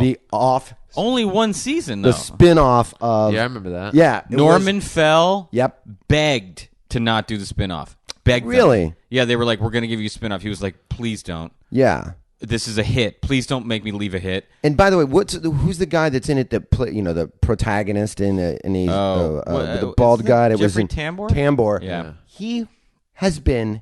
I just saw him in like maybe a Twilight Zone episode. Yeah, So, like been in everything. So ageless. Yeah. Like he has He's looked looked the like same. that. If you look Yeah. closely at Forever. at the signing of the Declaration of Independence, Yeah, he's yeah. like in the back. with his bald like Lando Calrissian. Tambor's been at it a long time. Yeah. Yeah, man. Talk about a long career. Yeah. No, but Norman Fell was like, "Please don't do this to us. We're on a hit show." And they're like, "No, you're gonna have your own hit show." And they basically kind of forced them, and then it was gone the season, and they couldn't go back. Oh, it was horrible. Yeah. And because how long can you run the one gag? Yeah. That they're in this loveless marriage, and then each episode he proves to And her you weren't that he going to loves fire her. Don Knotts, not after how great he was.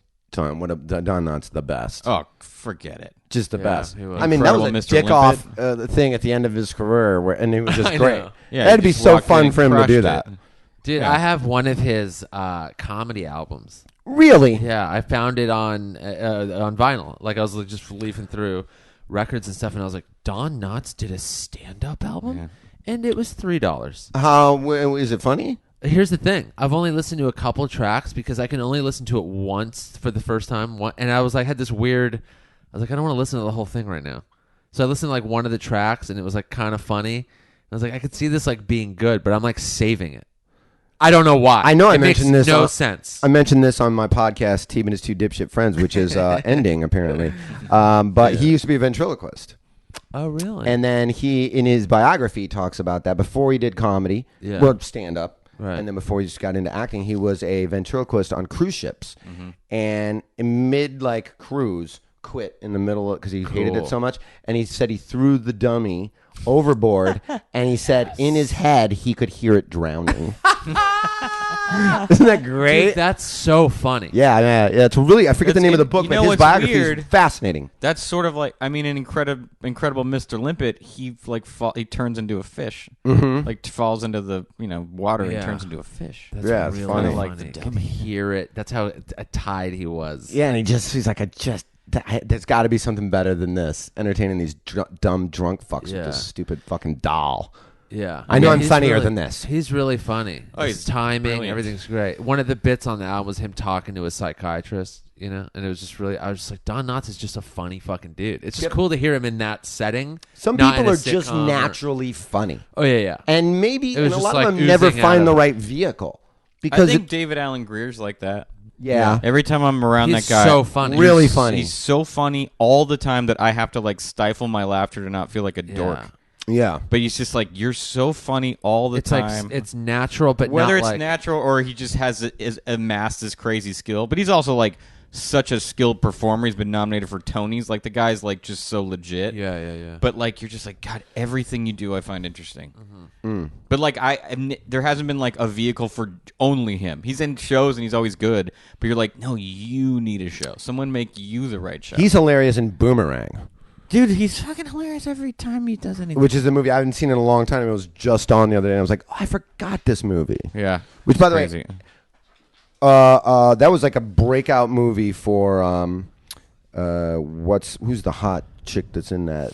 Halle Berry? Yep, Halle Berry. That was like Really? her She was big in that? breakout movie. Eddie Murphy wrote that. And Eddie Murphy wears more makeup than every woman in that movie. That's really funny. Like there's an end scene when they find like he comes to her school and Yeah. they kind of make up. He's wearing so much makeup that that you're just like, dude, nobody noticed this. Nobody noticed how much makeup he has on right now. It looks crazy. I've never heard anything good about him Eddie I Murphy? have. privately. I have. Really? Yeah. I know some people that have been around him. They say he's nice. He's just, he's Introverted. That kind of How couldn't you be? bizarre famous where his life is super, super weird. And so he's gotten a little weird because that guy's been famous for 40 years. Yep. Yeah. I mean, since he was 19. and it's like from a young age. Too. Since Yeah. he was 19, he was like pretty you much. can't get his fame. You can't get any bigger than that dude at one point. Yeah, And then he was a fucking Absolutely huge cannot. star. and one of the most talented humans of all time. Yep. Like you got to put like Eddie Murphy goes into the pantheon with like Chaplin and people like that, Sure. like Jerry Lewis, Don like, Knotts. Don Change Knotts. stand-up in a lot of ways because there's not a comic of our generation Yeah. or You're above under us 45. that didn't. If you're anywhere from 35 to 50, Yeah. you probably still have 50% of Delirious memorized. Yeah, Never you- saw you either saw special. Delirious. You've never seen anything. I'm just gonna never. He gets so mad. I now. get so mad. We'll be talking about something. I'll like quote like Caddyshack, or I'll quote like Stripes, or It's I'll really any it's classic. not anything. It's just like a handful of like classic '80s movies. It's because I was like 2 years old in the '80s, and by the time I was a teenager, I was like, these just old '80s movies, whatever. And then I'd watch like more stuff that was like You right ever see around Weird my- Science? Yeah, I saw that when I was a kid, but I was just like, yeah, it's fine. Like Ferris Bueller's Day Off, I've seen fucking 20 times. You want to see my weird science stationery? Oh, do you have it? Where? Yeah, against the wall, against the window. Oh yeah. Nice. Yeah, Weird. I said that. That's crazy. yeah. I saw that was on the other day, and I was like, "Oh shit, I forgot about this movie." And then I'm like, "What year did that come out?" movie. Same year as Purple Rain. I love weird What a science. great year for movies. I tell you, I met the guy who did the Purple Rain type at a wedding. Yeah, Crazy, Jay Vigon. that's such a weird. You know, so many people in that world, and it's a world that unless you know it exists, you don't even think about it. I did like when I looked him up, I was like, wait, you did the fucking Purple Rain type? And then I told you his wife did the Van Did Halen baby. Yeah. Mm-hmm. Yeah, the two of them just must be. Like, what the hell, man? They must have argued for like 2 years about their wedding invitation. Yeah, that's funny. They just man, keep Jay one and up in each Margo. other. It's like the hand on a bat. Till The it gets to most the top. normal people you've ever just like, you guys, what? Tom Petty covers? Like, the guy Wow. was fucking. So I'm looking up all the stream the All of profile your- page for all- the for fucking your podcast. episodes? Yeah, I couldn't even get those words out. That's probably why this is ending. Right? Yeah. I can't think of things. Kevin Gets Drunk is one that a lot of people. Oh, Oh yeah, that's what I was going to ask you guys. What was your most popular episode. Oh, Ed Templeton. Ed's- by Ed's a is- long Yeah, shot. by a long makes shot, sense, Ed's yeah. is the most popular. And then the first time Ari was on. Oh, that's and, probably. Bobby Lee and Steve Renazizi. Those are up there. That's a shame. Yeah. And then Ren Azizi is always a great podcast guest. We've made him throw up 3 times in 3 different studios. that's really funny. And then we lock the door when he tries to run out. Like, I will lock it and then not tell him that it's locked. And then he tries to run away. But you're like, damn, dude, you just got to throw up. This is all this You think planning. he'd be really good at getting out of buildings fast? Not too shabby. See, you should have your own pod. Oh, this guy blubbering idiot over here. I'm trying to look up things. Yeah, that was. I've never seen Star Wars. Oh, by the way, is Star anybody? what? I've heard. I was at this production company before I came here, and a couple of them went to a screening of it Of Rogue One? and said it's the best of all 6. Whoa. What? And I go, dude, that is a bold But statement. That's what everyone says about every new Star Wars. It's the best thus far. To this guy's credit, he hated the last 3, the 3 new ones. The last one, by the way, was just fine. People were like, "It's didn't see it. You're like, it was a Star Wars movie. I thought it was all right. Yeah, it was a Star Wars movie. Yeah, I was. It hit all the. If you had bullet points like, we're gonna make a Star Wars movie. Here's all the Star Wars things we have to have in the Star Wars movie. I'd like to see It a hit all those non-Death things. Star Wars movie happen sometime in the next 50 Right. years. Yeah. Yeah, maybe this one's cool because it's not like, it doesn't like talk about all the central characters and Apparently, it's like 7.5 hours long. nice. But 7. no, they were like, I was legitimately like, and I was like, that's a bold statement. I'm like, how trustworthy are you? Like with it, Yeah. I mean, he goes, well, I didn't like the last. He goes, I like the last one, but I hated the other 3. I'm ready. I want to see it. Yeah, I'll probably go see it this weekend. Um, Spoiler alert: Darth Vader dies in the end. we had Max from Eve 6 on. That was a really cool one. That was cool. What's your least favorite episode? I have no idea. Without like insulting a guest, doesn't mean it was necessarily their fault. One doesn't stand out really. Yeah, we never had a full-on disaster. where Yeah. you're just like, that sucked. Yeah, because we never had on like strangers, and even the people we didn't know, they were interesting. Yeah, the subject matter was still If you want to see a interesting. full-on disaster, turn into Punch Drunk Sports live every Tuesday Every from noon to single- 2. Having Greg Rivera, the guy who owns Mishka, That was interesting. cool. Mishka. Yeah, it's a Clothing clothing label. Oh, clothing yeah, brand, yeah. Because Yeah. he started it from the ground up, and just hearing about all that was like really, really cool.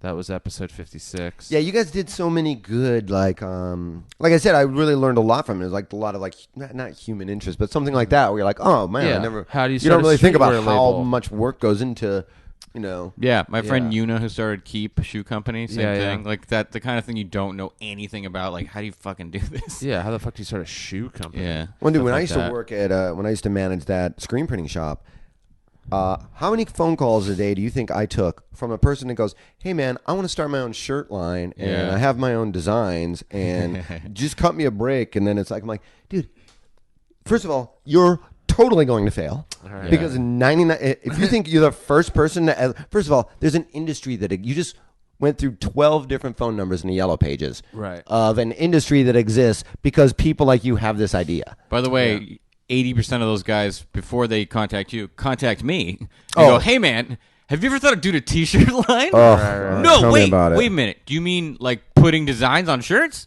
Holy shit! Yeah. Right. No one's ever done that. Let me ask you this: will they end up in my garage? right. I'm all of in. them. All of them. Will I end up giving 50 to the Goodwill? Yes, Right. please. Will they be wearing these in Africa? Yeah, You know, like just- the yeah. losing Super Bowl team. Yeah, it's like opposite land there. Buffalo Bills Super Bowl championship Yeah, shirts. yeah, yeah. Uh-huh. We did a bunch of field trip ones that were cool. We went to the Hello Kitty Con, CatCon also. Cat Con. Mm. Yeah, we saw a concert, did one on that.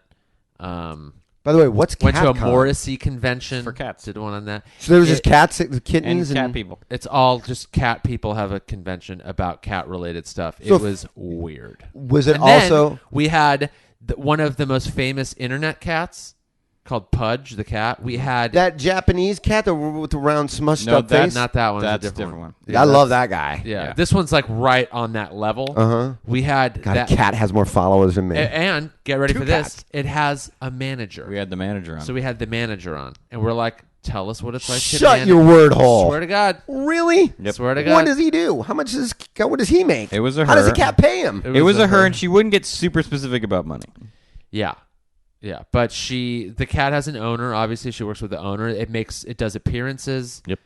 I mean, Is As it just merch- because it's like such a cute cat? It's or so is it- cute. yeah, its name is. Show me her a name picture is of this Pudge cat. the cat. Pudge the cat. Let me On see. Instagram, Pudge Let me the look cat. this motherfucker up. Yeah. While we're talking about this, Yeah, because I got to see what a cat looks like that has a goddamn manager. I don't even have a manager. The Brett Kilrow episode was number 82. For those of you who want to check that out, if you haven't, and But yeah, let's see. we talked about interesting stuff.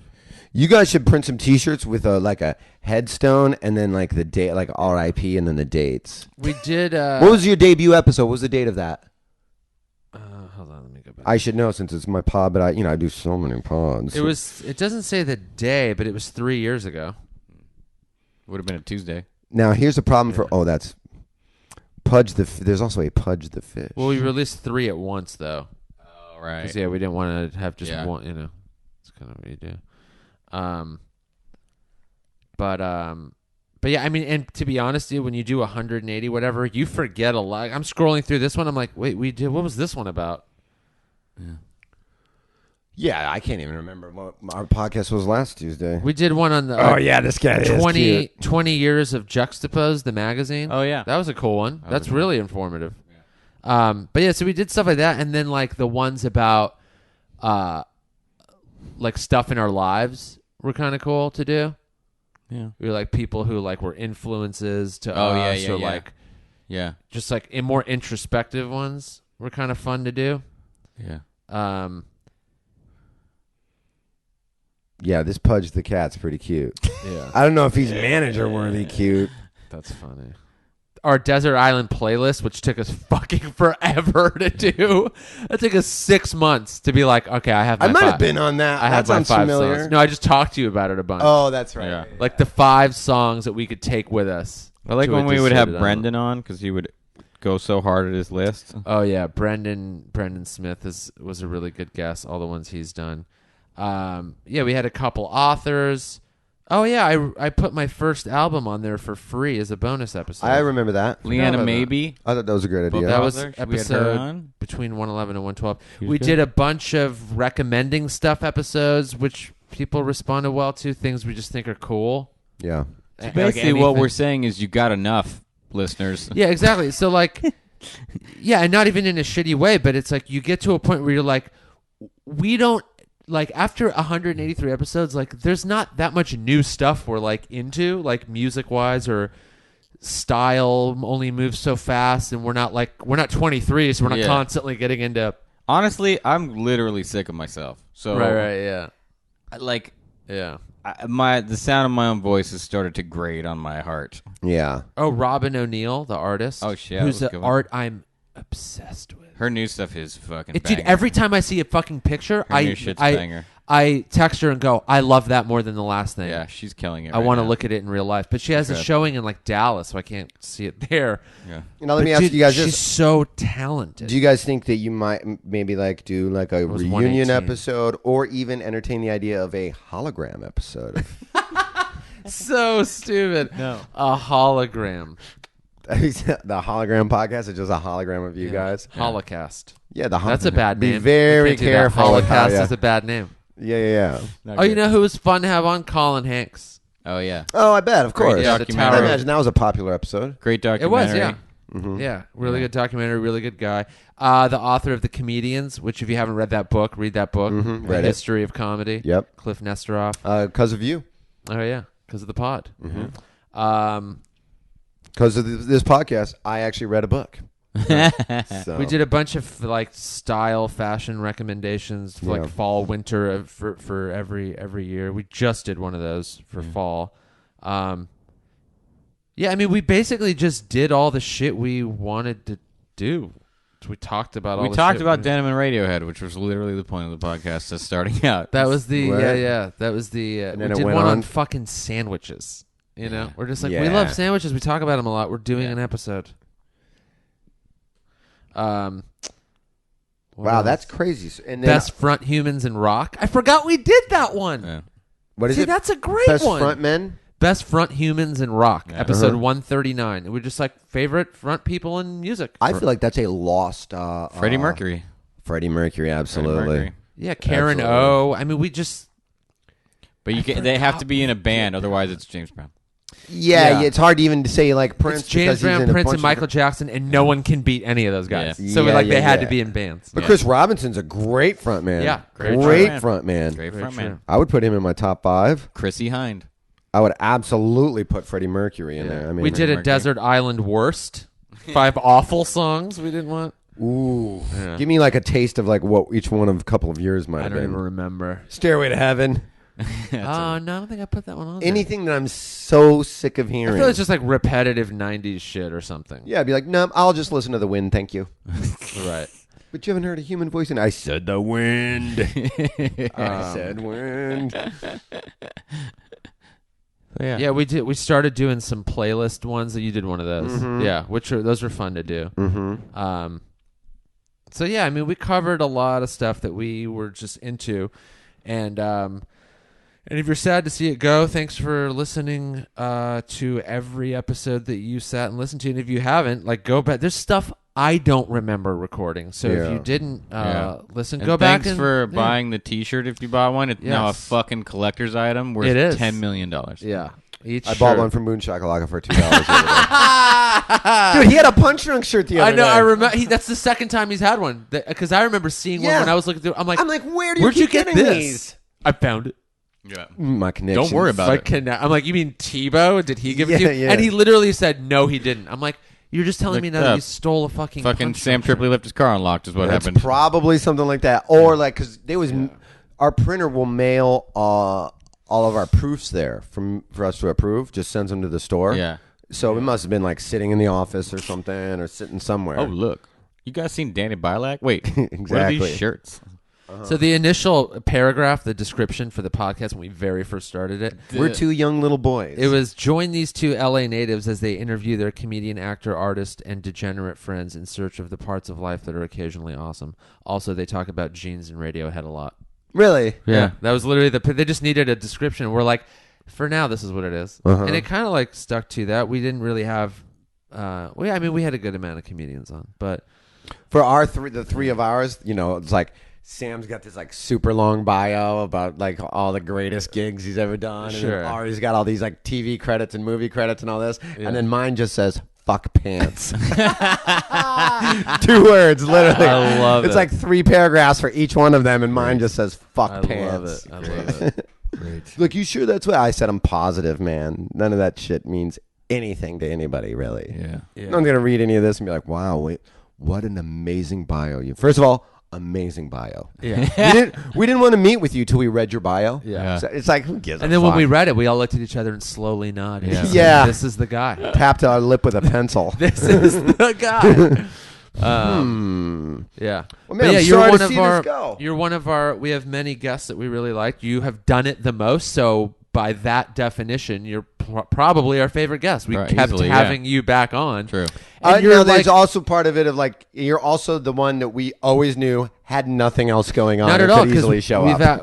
I know you're joking, but no, there's been times where I'm like, hey, do the pod. You're like, I have other podcasts, I have other shit. But another reason you are one of our favorites is because we actually in real life we all have so much in common. And, Yeah. and like the podcast is just shit we're into. You're into shit we're into. Yeah. So it made a lot of sense to have you on as like the last guest. And your album's coming out. We wanted to promote that. So Man, I'm sorry to see this go. It's always one of my favorite Yeah. pods to do. I think that's Now, are you going to do a good- pod? I don't know. Mm-hmm. I haven't decided. I'm going to think about it for a while. Yeah, not for a while, and then you'll Like a while. Like 2 years. Like a while, maybe 2 years. Because I don't want to rush into one because it's a real commitment. You do one for years. Yeah. So if like I decide to, I don't know. worst thing to do is to be like to rush yourself into one and then be lazy about it and do an episode every 4 weeks, and because fucking no one's gonna listen to it. You're like, it's like being in a relationship. Like you kind of want to be single for a little bit before you get back in one. Because you do have to show up and do it. Yeah. Yeah. And then I you don't want it to be stink. Yeah. So I don't know. I may not. Who knows? We'll see. Yeah. And there's no fucking. There's no. No one's rules. waiting for it. There's no rules. There's no one. There's no demand for me to do another one. So fuck it. Yeah. There's just no rules. You do when the idea is. Yeah, right. I think once my album comes out, I'm gonna do one, like a solo one. Yeah. Why not? Yeah, I think I really want to. Yeah, dude. You should. I mean, why not? Yeah. You should. You have a lot of like. Your brain works in so many different and interesting ways. You're not just like thinking. That's why you're such a great podcast guest. So you can talk about tons of shit in like a most of it's lies, and I just make sure, things yeah, up, and that's fine too. Yeah. Also, but my new podcast, Occasionally Awesome, will be out pretty soon. That name is actually very available. It sounds like it is. Not expensive. Yeah, only $10 million, like the shirts. You guys take a post-dated check? Yeah, no, we totally will. Yeah. 2070 looks to be your... Oh, by the way, I'm watching that... what's her name? Leah Remini? Is that what her name Leah is? Remini. The ex-Scientologist. The she has a whole docu-series. Yeah, I'm watching. I've been watching that for. You sign contracts with them. You know how long the contracts are. It's 1 billion years. 1 billion years. Yeah, for Sea Org. It says it on. I did the tour years ago, and it does a plaque on the wall where we're reading it. And then I don't know. All you have to do is sign your eternal soul over for 1 billion years. And we said it out loud, started laughing to each other, and this employee kind of like looks in, sees 11, like. No, it's just I want to go over there. Good amount of time. Billions of good. I want to walk into that place and then go to like the front desk and go, yeah, I'm here to fight anybody. I'm sorry, you what? Yes, I'm looking to fist fight any one of you that wants to fight right now. Yeah. Where is the Department of Fisticuffs?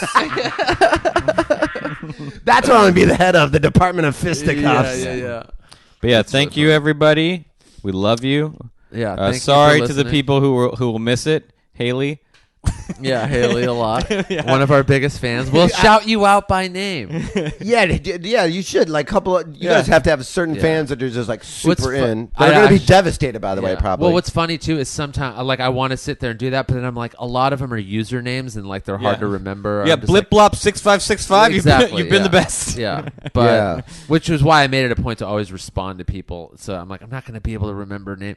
But everyone I've actually ever emailed with or tweeted back at or anyone who's ever said something nice and stuff or sent recommendations of your own or told me where to go eat and do shit in different cities while I'm on the road. Thanks to all you guys, too, for listening and being supportive and stuff. And buying shirts and buying fucking my albums and buying the pins that I made or pin that I made.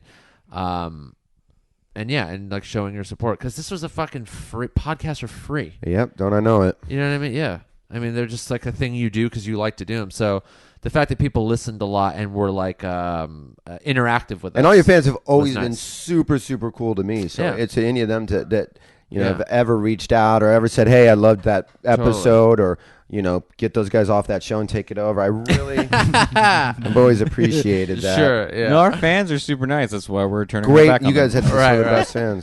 Yeah, that's why we're gonna let them. We're letting them down. Yeah, we're letting them. Which down. is what I do to everyone who cares about me. So, and I implore all of your fans to reach out to Jerry and 2 things: let him know, ask him where he was. Well, he can never win now. And I say we blame him for the end of the pod.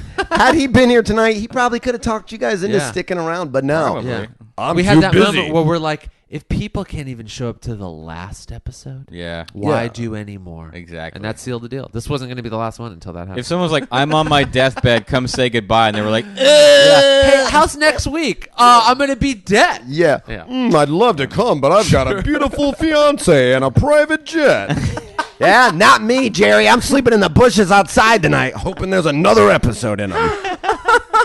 Oh, God. That's so fucking funny. I think that's I think I was like a little bummed out when I was like, because I stopped and got coffee and I was doing the thing I do on my way to come here. And I was like, oh, yeah, I do this once a week. And now I'm not going to. Yeah. It's not going to be because I'll stop and get coffee and think about what we're going to talk about and the guest and this and that. And then I was like, oh, yeah. And then I'm always like either going to be 5 minutes early or 7 minutes late. And then just now, like, have you I thought got to be there. Have you thought about like where you're going to do yours or when you're anything about it at all? Is there any kind of teasers you can give any of your fans about it? Or I don't know. I mean, what you will know is I will like when I have an idea for one and have recorded some episodes, I will post about it on Instagram and Twitter and like I'll link it. I'll write a little like blog about it on my website and be like, this is my new podcast. Please listen and whatever, because I won't be able to promote it on this podcast, you know what I mean? Which is kind of be a weird thing because every once in a while I'm like, oh yeah, I'm doing this show or I have this. I'll like tell people on the podcast about it, and now I'm going to be like, oh, I won't be able to. But I mean, that's another reason why I'm going to want to start a new one because I'm going to want like a weekly, that outlet to be able to let people know what's going on and about whatever and the podcast will be about. Well, it goes without saying, anytime either one of you guys want to come by and do Punch Drunk, you guys are always welcome. Anything you guys want to promote. And when I commit suicide, it'll be on Nick's Instagram and his podcast. There's just a video that I'm like, I don't remember posting. Oh my god, Kevin is dead. Kevin is dead. Wow, he followed that was through with occasionally something. awesome. Yeah, how did he get access to my phone? I don't even remember. Wow, That's the ultimate cock bomb. Oh yeah, totally. But yeah, that's it. We're not gonna make it a whole fucking sad, like and then this and then that. It was like a fun thing to do for 3 years. No one told us what to do during the whole fucking thing, that's really a cool thing about All Things Comedy. They never made us do anything. Yeah, we were able to do what we wanted when we wanted to do it, and that's kind of cool because it's like similarly. I mean, it's different than stand up in a way where like you don't have to like listen to the fucking crowd. You have to show up and be like, oh, the crowd's like this. I'm going to alter. You're just like, we're doing an episode about this, and that's it. Yeah. Exactly the way we want to do it. Release it, and however it goes, it goes. Yeah. And few things are as like free as that, So yeah, that's like cool. the give and take of like, okay, here's the deal.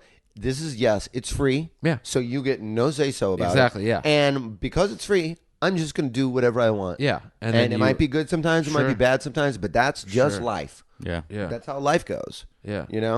Yeah. And if you enjoy that, why do it any longer? Because that's another part of it too. It's like I'm going to do it how I want, when I want.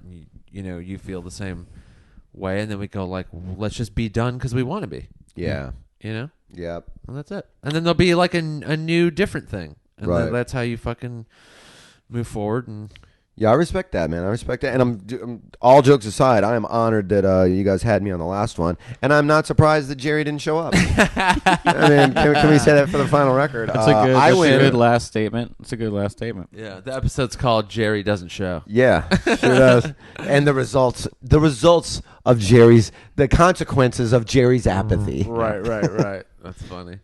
Well, that's it, you guys. That's the last episode. This is the last episode of Occasionally Awesome. Bang. Continue to follow us on Twitter and Instagram, Kevin G. Christy. On both of those things. Yep. I'm at Nick Youssef, NickYoussef, NickYoussef.com. That's where you will find everything that we'll be up to from here on out, including the next podcast I do whenever that begins. You will know at those places. Teeb? I will. You can follow me at the Teeb on Twitter, TheTeeb, and that's the best way to find out all my gigs and dates. And my album Return to the Red State comes out the first week of January on All Things Records, as well as iTunes and every other place you can get it. And Punch Drunk every Tuesday, noon to 2, live on YouTube on All Things Comedy Network. That does it. Get that album, everybody, and listen to those podcasts. Teeb, you're the fucking best, dude. I love you guys, man. I love you guys. Congratulations on such a great show. Thank you. And it was always my pleasure to be on it. Awesome. We'll see you on the next thing, everybody.